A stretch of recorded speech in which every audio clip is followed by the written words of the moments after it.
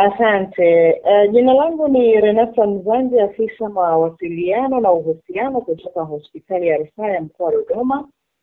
Ni kweli majira ya saa 10 tumepokea mwili wa aliyekuwa mchekeshaji maarufu kama alivyomtaja, anayefahamika kwa jina la MC Pilipili.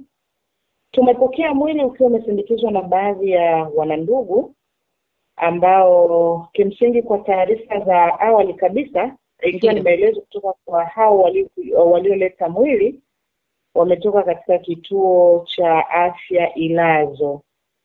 Kwa hiyo baada ya kupokea mwili huo kama ilivyo kawaida, umehifadhiwa katika chumba cha kuhifadhia mili kwa maana ya mortuary. Taratibu nyingine zinaendelea, na ikiwa kutakuwa kuna taarifa zingine zozote basi tutaendelea kutoa update. Lakini kwa sasa ni kweli tumepokea mwili wa MC Pilipili na uko hospitali umehifadhiwa. Kwa hiyo hadi sasa bado mnaendelea na uchunguzi hapo katika hospitali ya rufaa ya General?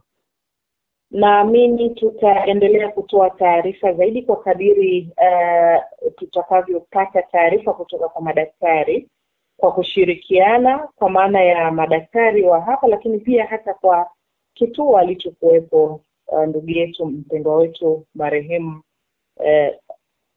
MC Pilipili.